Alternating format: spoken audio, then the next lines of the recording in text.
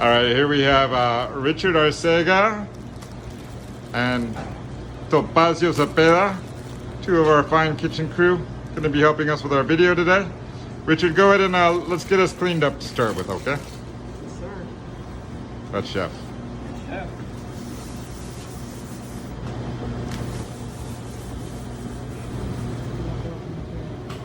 Let's go ahead and use some quad sanitizer there, Richard.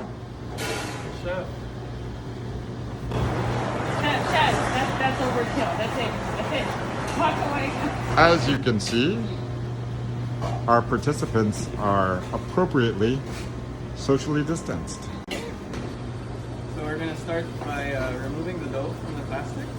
And one important thing is to make sure that the pizza dough is at room temp. So when you guys get it, it's going to be a little cold, and make sure to bring it out of the fridge for about 30 minutes. And then you're going to grab your bench flour and flour a good amount of the surface.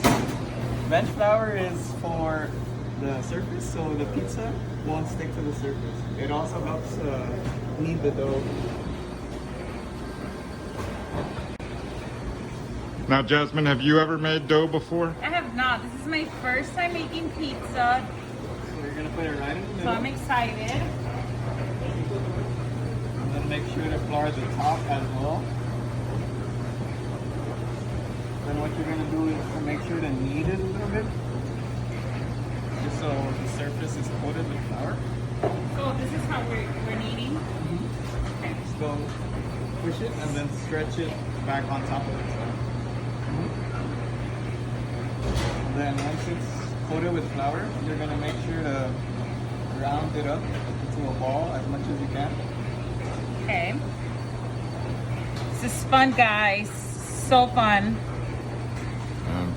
So my chef said, once you've kneaded it enough, you'll make sure it bounces back like the Pillsbury Doughboy.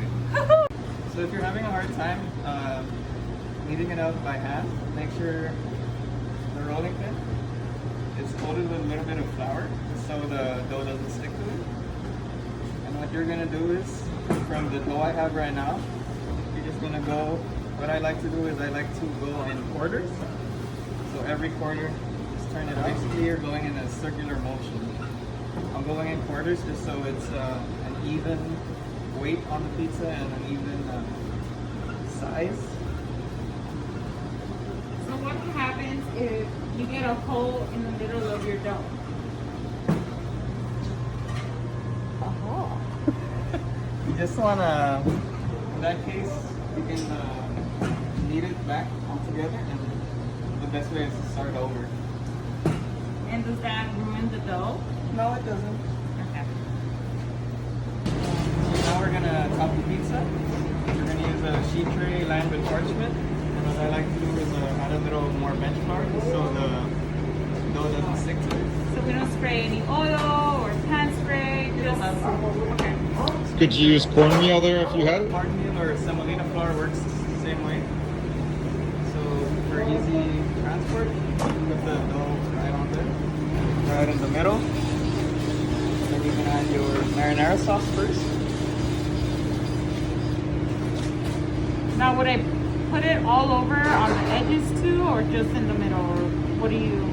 I usually leave about a 1/4 inch on the crust, just so you have a little crust on the end and easier, just so it doesn't spill over as well. Okay.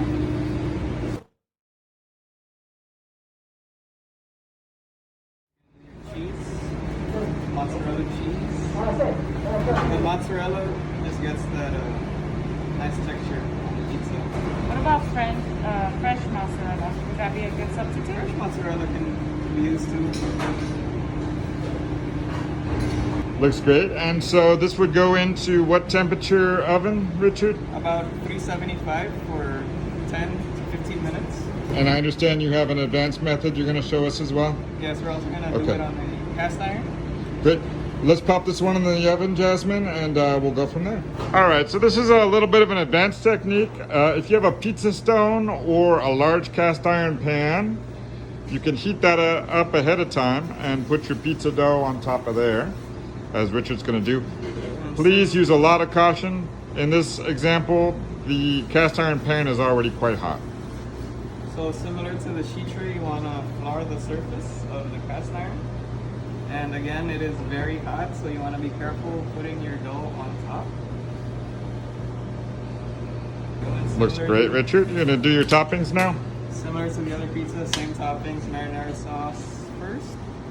All ovens are different, especially home ovens are not as strong as industrial ovens. How do you know when a pizza is ready? So we're just gonna check on the crust. Of course, it has to be golden brown. And Okay. sometimes if your oven is too hot, it's gonna burn. So what you also wanna check, what's easier for me is, if you have this crust right here and just tear it a little bit, you'll see the inside. If it's, Take a peek. take a peek, yeah. So the best suggestion would be check your pizza I would say check it Like every 10 minutes. every 10 The minutes. first 10 minutes and go every 5 after that. Okay. Now, Richard, people might have other ingredients at home that they might want to add. So I was gonna bring in, if you don't mind, a special guest cook, Of course, and maybe he can add some of his own flavor. of course. Okay, we've got our special guest cook, Juventino Lopez. Go ahead, show us some things that you found that you might like to put on your pizza, Juve. Oh, what do we have there, Juve? Jalapenos.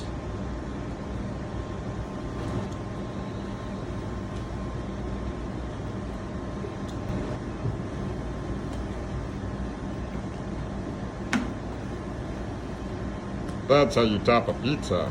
Anything else?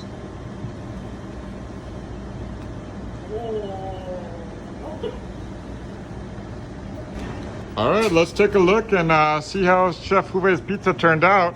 Oh my goodness, it looks amazing. Great job, Juve. Thank you.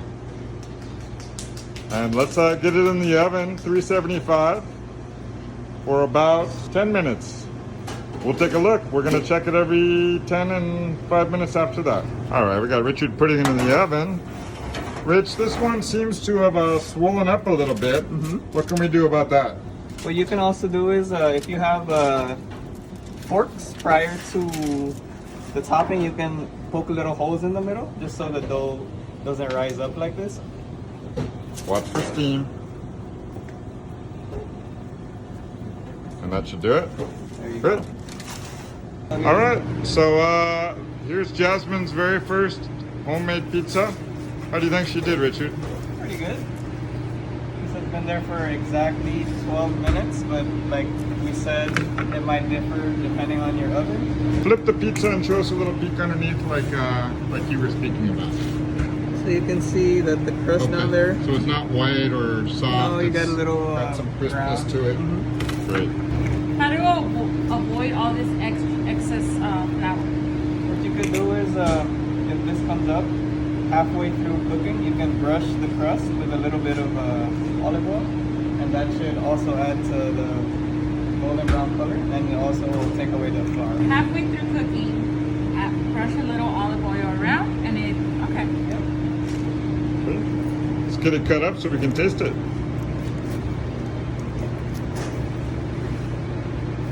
I don't know if everyone can hear this at home, but it's nice and crisp.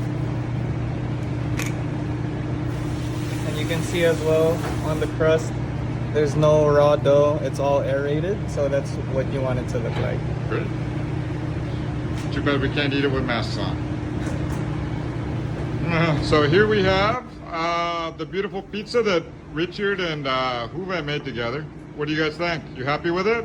It's pretty good. So this pizza right here, we did brush it with olive oil, so you can see there's a different... Nice little sheen. Yes. And I bet that crust is very crisp. So on the bottom, you'll see it right there. Very nice. No burning. Peel it open.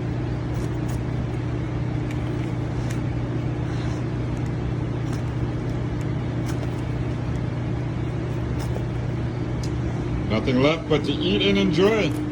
Thanks for joining us. Good cooking.